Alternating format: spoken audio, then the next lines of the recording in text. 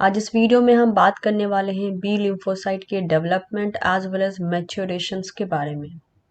Although last video जो कि था लेक्चर नंबर 24, उसमें हमने बी सेल या बी लिम्फोसाइट के इंट्रोडक्टरी पॉइंट के बारे में पढ़ा था। साथ ही साथ ये देखा था कि बी लिम्फोसाइट्स क्या होते हैं। ठीक है, सबसे पहला जो स्लाइड था वो हमने ये पढ़ा था कि बी लिम्फोसाइट क्या होते हैं, कहाँ से ओरिजिन होता है, कितने टाइप के फॉर्म पाए जाते हैं, कहाँ पे इसका सिंथेसिस एंड मैच्योरेशन होता है। ये सारी बातें हमने पढ़ी थी।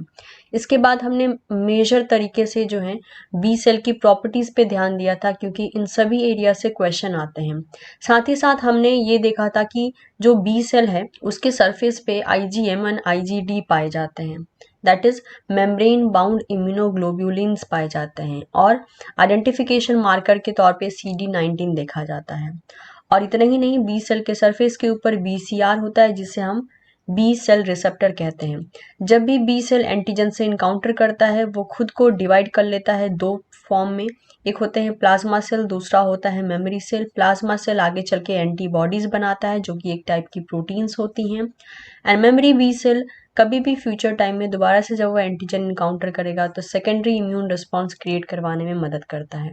ये भी चीज़ें हमने देख ली थी। इसको मैं दोबारा से क्यों बता रही हूँ, क्योंकि आज मैं यहीं से कंटिन्यू करने वाली हूँ, तो थोड़ा सा आपका क्विक रिवीजन हो जाएगा। इतना ही नहीं, इसके बाद हमने ये भी देखा था कि बी सेल के सरफेस के ऊपर कितने मार्कर होते हैं और वो कैसे काम करते हैं। इसके साथ साथ हमने को रिसेप्टर्स एंड रिसेप्टर्स भी देखे थे। अब हम बात करेंगे आज के पोर्शन के बारे में, जो कि है बी सेल का डेवलपमेंट एंड मैच्योरेशन। तो सबसे पहले जो है मैं आपको बता दूं, बी सेल का मैच्योरेशन एंड डेवलपमेंट जो है बोन मैरो में होता है। ठीक है, और ये जो बी वर्ड है, बी जो है ये बोन मैरो के लिए ही स्टैंड होता है।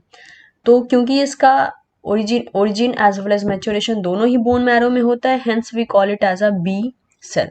तो हमने प्रॉपर्टी देख ली थी। अब हम इस वीडियो में देखते हैं कि ये डेवलप कैसे करते हैं एंड मैच्योर कैसे करते हैं। एक चीज मैं आपको बता देना चाहती हूँ, किसी भी कॉम्पिटिटिव एग्जाम में बहुत रेयरली बी सेल का डेवलपमेंट या मैच्योरेशन पूछा जाता है। यस, अगर आप BSc एंड MSc के स्टूडेंट्स हैं और आपके सिलेबस में आपके सिलेबस में अगर इम्यूनोलॉजी ऑलरेडी एडेड है, तब आपके सब्जेक्टिव जो क्वेश्चन आते हैं कॉलेज लेवल पे, जो आपके एग्जाम होगा वहाँ पे ये सब्जेक्टिव बेसिस पे क्वेश्चन पूछे जा सकते हैं जो आपके सेमेस्टर एग्जाम होते हैं। लेकिन कॉम्पिटिटिव एग्जाम के पॉइंट ऑफ व्यू से बहुत कम ऐसा होता है कि B cell development and maturation से क्वेश्चन आता है। हाँ, maturation as well as activation से ये क्वेश्चन आता है कि वो कैसे एक्टिवेट होते हैं, जो कि मैं नेक्स्ट वीडियो में कवर करूंगी। इस वीडियो में मैं सिर्फ इतना पोर्शन कवर करूंगी कि ये डेवलप कैसे करते हैं एंड मैच्योर कैसे करते हैं।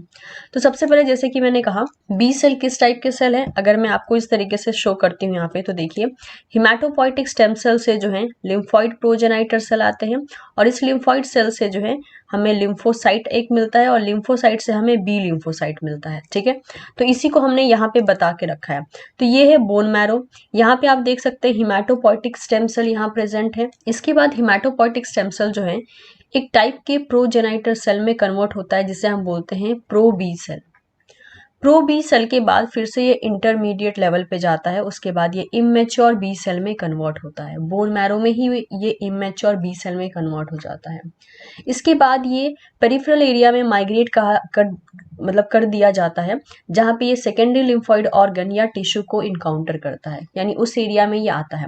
और वहाँ पे आने के बाद ये मैच्योर बी सेल के फॉर्म में रिगार्ड किया जाता है। और ये जो मैच्योर बी सेल है, जब ये एंटीजन से इनकाउंटर करता है सेकेंडरी लिम्फॉइड एरिया में, तब जाकर बी सेल का एक्टिवेशन और उसका डिफ्रेंसिएशन देखा जाता है। ये मैं आपको एक रफ व्यू बता रही हूँ कि बी सेल का ओवरऑल ओरिजिन एंड एक्टिवेशन कैसे होता है।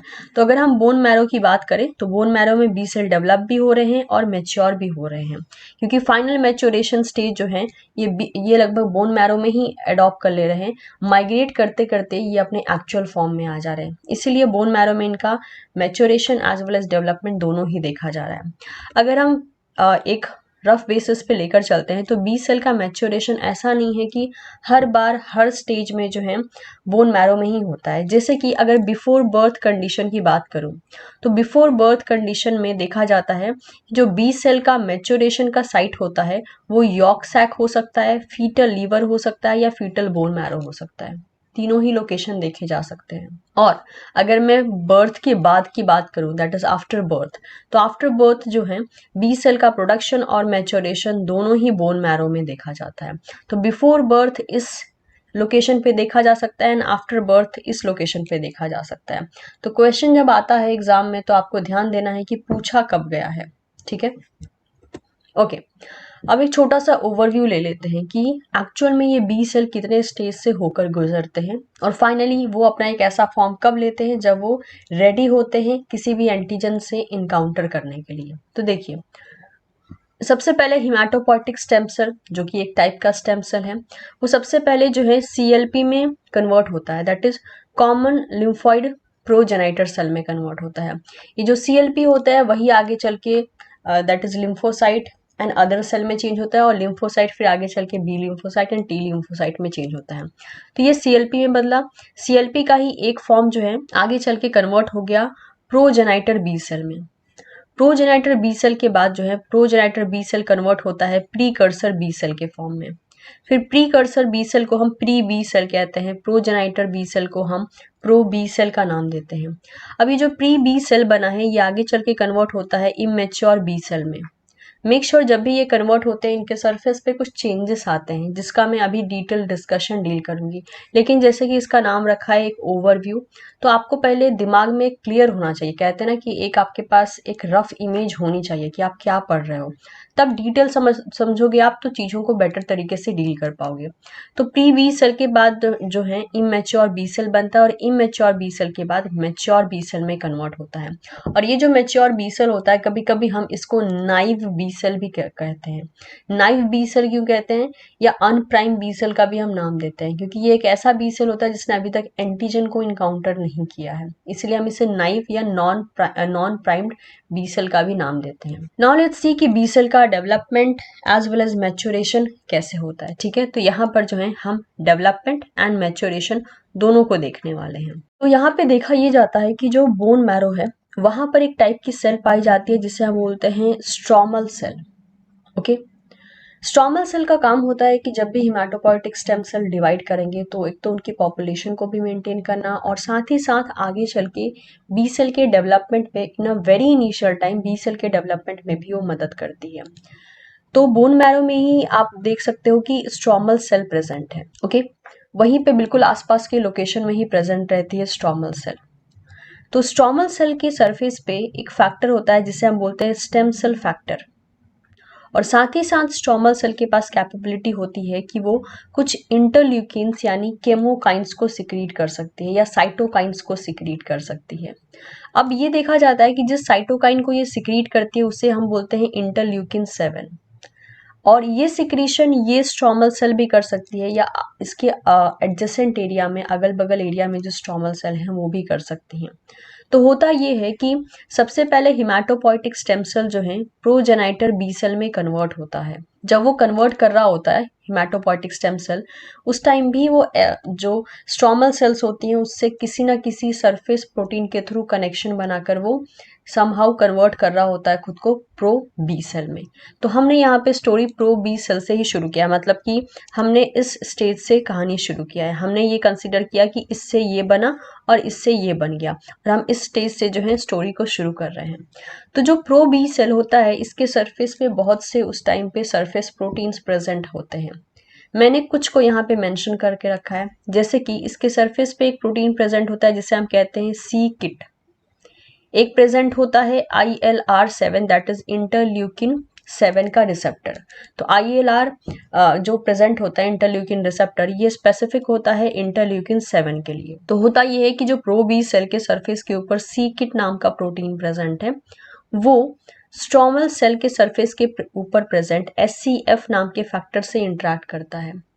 इनके इंटरेक्शन की वजह से जो है इंटरल्यूकिन 7 का सिक्रीशन होता है, और इंटरल्यूकिन 7 जैसे ही स्ट्रोमल सेल से सिक्रीट होता है वो जाकर बाइंड कर जाता है प्रो बी सेल के सरफेस पे प्रेजेंट इंटरल्यूकिन 7 रिसेप्टर से। जैसे ही ये बाइंड करता है एक सिग्नलिंग यहाँ पर जनरेट होती है। ये सिग्नलिंग कहाँ जनरेट होती है, बी सेल के अंदर जनरेट होती है। बी सेल के अंदर जब ये सिग्नलिंग जनरेट होती है तो बी सेल के अंदर जो है कुछ फैक्टर्स का जो है मेनली ट्रांसक्रिप्शन करवाया जाता है, कुछ जीन्स को समहाउ रीअरेंज किया जाता है, ठीक है, सिग्नलिंग के थ्रू, जिसकी वजह से जो है हैवी चेन का रीअरेंजमेंट होता है। अब ये heavy chain all of sudden कहाँ से आ गया? तो देखिए, मैं आपको एक चीज बताने की कोशिश करती हूँ। आपने ऑब्वियसली एंटीबॉडी का आपने डायग्राम देखा होगा, राइट? वाई शेप की एंटीबॉडी हम इन जनरल बनाते हैं। ये जो सबसे बड़ी वाली चेन है, इसे हम नाम देते हैं हैवी चेन। एंड इसी के साथ छोटी एक चेन होती है इस तरीके से, इस चेन को हम कहते हैं लाइट चेन। और ये है क्या? ये है एंटीबॉडी। तो बात आता है, हम ऑल ऑफ सडन एंटीबॉडी के बारे में क्यों बात कर रहे हैं? क्योंकि हमने अपने इंट्रोडक्टरी सेशन में ही ये बात कही थी कि बी सेल के सरफेस के ऊपर दो टाइप की मेम्ब्रेन बाउंड एंटीबॉडी पाई जाती है। एक का नाम क्या है? एक का नाम है IgM और एक का नाम है IgD। तो जब ये दोनों एंटीबॉडी बी सेल के सरफेस के ऊपर पाई जाती है, तो सीधी सी बात है कि बी सेल के सरफेस के ऊपर इसका जो है सिंथेसिस होगा, इसको एलोकेट किया जाएगा। तो उसी को हम पढ़ रहे हैं कि हुआ कैसे। क्योंकि जब हमने कहा प्रो बी सेल, तो प्रो बी सेल पे अभी तक जो है ये एंटी मेम्ब्रेन बाउंड एंटीबॉडीज नहीं पाई जा रही हैं, जिसे हम प्रोटीन का भी नाम देते हैं। बट यहाँ पे ये मेम्ब्रेन से बाउंड फॉर्म में है ये प्रोटीन, जिसको हम इम्यूनोग्लोबुलिन भी कह सकते हैं, IG मॉलिक्यूल भी कह सकते हैं, या एंटीबॉडी मॉलिक्यूल भी कह सकते हैं। लेकिन ध्यान रखना है कि ये यहाँ पर मेम्ब्रेन बाउंड, क्योंकि बी सेल के सरफेस के ऊपर ये बाउंड है, तो hence it is a membrane bound form. तो प्रो बी सेल के सरफेस के ऊपर कोई भी मेम्ब्रेन बाउंड एंटीबॉडी नहीं पाई जा रही है। लेकिन जब आगे का स्टेज बढ़ता है, जैसे ही सिग्नलिंग जनरेट होती है, उस टाइम पे देखा जाता है कि हैवी चेन का रीअरेंजमेंट शुरू हो चुका है। हैवी चेन का मतलब ये वाली चेन जो है समहाउ बनना शुरू हो चुकी है। तो सबसे पहले हैवी चेन का रीअरेंजमेंट होता है। अब ये हैवी चेन में जो मतलब कि चेन हमें बन के मिलती है on the surface of B cell, वो होती है म्यू, ठीक है। म्यू का मतलब क्या हो गया? मुझे नहीं पता आप लोगों ने कितना डिटेल पढ़ा है about the antibody, but antibody को हम GAMED गैमेट फॉर्म में देखते हैं, ठीक है। जैसे कि हो गया G4, क्या हो गया? G4 हो गया IgG, A4 हो गया IgA, M4 हो गया IgM, E4 हो गया IgE एंड D4 IgD। तो यही 5 एंटीबॉडीज होती है जिसको मेजर तरीके से हम लेकर पढ़ते हैं। और ये जो एक एक वर्ड है ना, जी पता है कैसे आता है? जब हैवी चेन यहाँ पर गामा प्रेजेंट होता है, ठीक है। ए कब आता है? जब हैवी चेन यहाँ पर अल्फा प्रेजेंट होता है। सिमिलर बेसिस पे IgM यहाँ पर कब आता है? सरफेस पे IgM कब आएगा? जब यहाँ पर हैवी चेन म्यू प्रेजेंट होगा। तो ये जो साइन है ना, जैसे हम प्रोनाउंशिएट करते हैं, तो जो अल्फाबेटिकल प्रोनाउंसिएशन आता है उसी से इनको नाम दिया गया है। जैसे कि गामा, गामा का स्पेलिंग जी से शुरू होता है, तो IgG को कोड करता है ये, ठीक है। और ये गामा क्या हुआ? गामा यहाँ पर हैवी चेन हुआ। वैसे ही जो यहाँ पर एंटीबॉडी फॉर्म हो रही है, हमको पता है कि IgM फॉर्म हो रही है, इसीलिए यहाँ का जो हैवी चेन होता है वो होता है म्यू। तो यही चीज मैंने आपको बताई है कि यहाँ पर जो हैवी चेन बनता है वो होता है हैवी चेन म्यू। ध्यान देने वाली बात यह है कि अभी तक ये जो सेल था वो था प्रो बी सेल, लेकिन जैसे ही हैवी चेन बन के रेडी होता है, ये कन्वर्ट हो जाता है प्री बी सेल में, ठीक है। अब ये जो यहाँ पर प्री बी सेल बन के जो रेडी हुआ है, इसके सरफेस के ऊपर IG alpha and IG beta भी देखा जा रहा है, ओके। तो IG alpha and IG beta भी यहाँ पे प्रेजेंट रहेगा। अब IG अल्फा IG बीटा क्या है? ऑलरेडी मैंने आपको लास्ट लेक्चर में बताया था, आपको मैं फिर से एक बार दिखा देती हूँ। ये देखिए IG alpha and IG beta, जिसमें हमने ये देखा था कि इसको हम CD79A एंड CD79B भी कहते हैं। ये मेम्ब्रेन IG, ये जो मेम्ब्रेन IG था ना, इसी को हम IgM कहते हैं, ठीक है, जो कि हम अभी देखने जा रहे हैं। तो ये जो मेम्ब्रेन IG मैंने लिखा था, this is what the IgM, membrane bound IgM। IG alpha and IG beta membrane bound IG के साथ मिलकर BCR बना रहा था। वही IG alpha and IG beta जो है इस एरिया में सिंथेसाइज हो चुके हैं। अब ये जो पूरा आपको दिख रहा है, ये जो स्टेट होता है वो प्री बी सेल का स्टेट होता है। इतना ही नहीं, इस टाइम पर इसके सरफेस मार्कर भी चले आते हैं जिसे हम बोलते हैं CD19।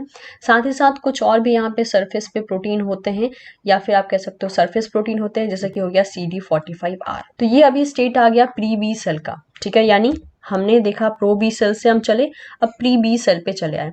अब बनेगा इमेच्योर बी सेल, लेकिन कैसे बनेगा, लेट्स सी।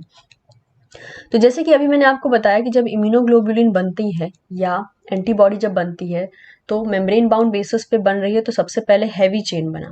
हैवी चेन के बाद क्या होता है, आप देख सकते हैं, मैंने कहा कि लाइट चेन भी बनना चाहिए तभी तो कंप्लीट होगा। लेकिन यहाँ पे क्या होता है, यहाँ पर एग्जैक्ट वही लाइट चेन ना बन के सरोगेट लाइट चेन आती है। इनिशियल टाइम में जो है सरोगेट लाइट चेन आती है, just to see the complementarity की हैवी चेन प्रॉपरली काम कर रही है या नहीं कर रही है, ठीक है। कॉम्प्लीमेंट बेसिस पे चेकिंग चलती है।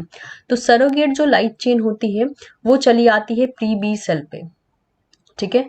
एंड आफ्टर ये जो सरोगेट लाइट चेन है, इसको ओवरऑल फंक्शन करने में यहाँ पर, या यहाँ पर आप कह सकते हो कि हैवी चेन के साथ आकर कंबाइन करने में PAX5 एंड EBF1 ये सारे फैक्टर्स भी होते हैं जो कि काम कर रहे होते हैं। अब बात आती है कि जो सरोगेट लाइट चेन आई है उसका नाम क्या होता है। तो यहाँ पे आप देख सकते हैं दो चेन, राइट, एक है ऑरेंज कलर में, एक है ग्रीन कलर में। तो ये जो पहले चेन आती है जो यहाँ पे ऑरेंज कलर में है उसका नाम होता है λ5, और ग्रीन कलर वाली है V प्री बी चेन। तो ये दोनों सरोगेट चेन होती है, ठीक है। और ब्लू वाली तो आपको पता ही है, ये म्यू चेन है, जिसकी वजह से हम इसे IgM आगे जाकर नाम देंगे। तो होता क्या है, आगे चल के V प्री बी चेन होती है, λ5 एंड म्यू चेन, ये सब मिलकर जो है ये एक स्ट्रक्चर की तरह रिगार्ड किए जाते हैं, जिसे हम बोलते हैं प्री BCR, यानी प्री बी सेल रिसेप्टर। इसको हम एक प्रिमिटिव जैसे मानते हैं कि सबसे पहले बना हुआ BCR, लेकिन ये अभी भी कंप्लीट BCR नहीं है, क्योंकि ये अभी भी कंप्लीट बेसिस पे IgM बन के रेडी नहीं हुआ है। अब क्या होता है कि क्योंकि सरोगेट लाइट चेन थी, सरोगेट लाइट चेन से तो कुछ काम चलेगा नहीं, क्योंकि ये सिर्फ स्टार्टिंग में चेकिंग के लिए आई थी। अब हमें प्रॉपर लाइट चेन चाहिए, तो हम जो है अब इसके बारे में बात कर रहे हैं कि ये ओरिजिनल लाइट चेन कैसे आएगा। तो होता ये है यहाँ पर कि यहाँ पर लाइट चेन का भी रीअरेंजमेंट होता है, और रीअरेंजमेंट होने के कारण जो है यहाँ पर देखा जाता है कि लाइट चेन के फॉर्म में या तो कप्पा चेन आती है या तो लैम्डा चेन आता है। तो यहाँ पे कप्पा या लैम्डा चेन को हम एज अ लाइट चेन मानते हैं। दोनों में से कोई एक चेन यहाँ पर आती है और लाइट चेन की तरह यहाँ पर सिंथेसाइज हो जाती है। सिंथेसाइज होते ही ये कुछ ऐसा नजर आने लगता है जो आपको यहाँ पे देखने को मिल रहा है, ठीक है, जो कि होता है IgM, membrane bound immunoglobulin M, ठीक है। आपने सुना होगा कि जो IgM होता है वो पेंटामेरिक होता है अगर वो सॉल्युबल फॉर्म में है, यानी अगर वो प्लाज्मा में देखा जा रहा है, ब्लड में देखा जा रहा है सॉल्युबल फॉर्म में, तो वो उसके टोटल 5 सब यूनिट मिलके पेंटामर बनाते हैं। लेकिन जब वो मेम्ब्रेन पे बाउंड रहता है, जैसे कि यहाँ पर बाउंड है, तो वो मोनोमर फॉर्म में होता है, और इसी को हम तब से बना रहे थे। तो ऐसा बी सेल जिसके सरफेस के ऊपर मेम्ब्रेन IgM बन चुका हो, CD19 तो ऑब्वियसली यहीं से आ रहा था, CD45R भी प्रेजेंट है, IG alpha and IG beta भी प्रेजेंट है। इन सारे स्टेट को लेकर जो बी सेल प्रेजेंट होता है उसे हम इमेच्योर बी सेल कहते हैं। तो बात आती है तो मैच्योर बी सेल क्या होता है। मैच्योर बी सेल भी यही होता है, बस इसके सरफेस पे IgD का सिंथेसिस हो जाता है, मतलब कि बिना IgD के ये इमेच्योर होता है। और बाद में जब IgD यानी ये मेम्ब्रेन इम्यूनोग्लोबुलिन, सेकेंड वाला जो मेम्ब्रेन इम्यूनोग्लोबुलिन है, जब ये चला आता है तो हम इसे अब मैच्योर बी सेल का नाम देते हैं। और अब ये मैच्योर बी सेल रेडी रहता है एंटीजन अगर इसको मिलती है तो इनकाउंटर करने के लिए। अभी फिलहाल में ये जो मैच्योर बी सेल है, क्योंकि इसने एंटीजन को इनकाउंटर नहीं किया है, तो अभी तक ये नाइव बी सेल कहलाएगा या अनप्राइम बी सेल कहलाएगा। अब बात आती है कि जितने भी ये जो सेल बनते हैं क्या ये एकदम सही होते हैं, तो आंसर इज नो। कुछ ऐसे भी सेल होते हैं जो सेल्फ एंटीजन से रिएक्ट करते हैं, मतलब आपकी बॉडी के ही इंपॉर्टेंट प्रोटीन से रिएक्ट करते हैं, क्योंकि आपके बी सेल को ये लगने लगता है कि शायद वो जो प्रोटीन है वो एंटीजन की तरह काम कर रही है। तो आपकी बॉडी के ही बी सेल आपकी बॉडी के ही सेल को, अच्छे सेल को या प्रोटीन को मेनली अटैक ना करे, इसके लिए जो है इनकी क्रॉस चेकिंग भी की जाती है, जिसमें हम कहते हैं कि इनका सिलेक्शन किया जाता है। सिलेक्शन के टाइम पे जितने भी आप कह सकते हो एरर वाले बी सेल होते हैं उनका एपोप्टोसिस कर दिया जाता है, या डिलीशन कर दिया जाता है, या फिर अगर जो भी प्रॉब्लम होती है उसको एडिट करके रिमूव कर दिया जाता है। तो समहाउ आप ये कह सकते हो कि सर्कुलेशन में या आगे चल के काम करने के लिए जितने भी बी सेल जाते हैं वो एकदम प्रॉपर होते हैं। सभी सिलेक्शन के बाद जो है उनको आगे भेजा जाता है, जिसकी वजह से जितने भी ऐसे बी सेल हैं जो कि प्रॉपर ढंग से फॉर्म नहीं हुए हैं, उनका एलिमिनेशन कर दिया जाता है। तो इस तरीके से हमने देखा कि बी सेल का development as well as maturation कैसे होता है। ठीक है, तो मिलते हैं आपसे बहुत ही जल्द नेक्स्ट वीडियो में, जिसमें हम ये देखेंगे कि बी सेल का मैच्योरेशन कैसे होता है और वह एंटीजन से इनकाउंटर कैसे करता है। अभी भी मैच्योरेशन का हमने सिर्फ बी सेल को मैच्योर होते हुए मतलब कि एक सरफेस बेसिस पे देखा है, लेकिन वो एंटीजन डिपेंडेंट बेसिस पर कैसे मैच्योर होता है और किसी और सेल के बेसिस पे कैसे मैच्योर होता है, ये भी देखना अभी बाकी है। तो ये कोर डेवलपमेंट पोर्शन था कि वो एक इमेच्योर से मैच्योर तक कैसे पहुंचा। मैच्योर से भी आगे का स्टेज है जो कि हम अगले वीडियो में डील करेंगे। So thank you so much everyone. Video पसंद आता है तो इसे आप लोग लाइक ज़रूर किया करें, क्योंकि आपका लाइक ही होता है जो हमें और ज़्यादा इनकरेज करता है कि आपके लिए हम और अच्छा काम कर सकते हैं। एज वेल एज इसे आप अपने दोस्तों के साथ भी शेयर कर सकते हैं, जो भी दोस्त आपके डिफरेंट कॉम्पिटेटिव एग्जाम की तैयारी कर रहे हैं। And don't forget to subscribe teaching Pathshala. Thank you so much. मिलते हैं बहुत ही जल्द आपसे नेक्स्ट वीडियो में।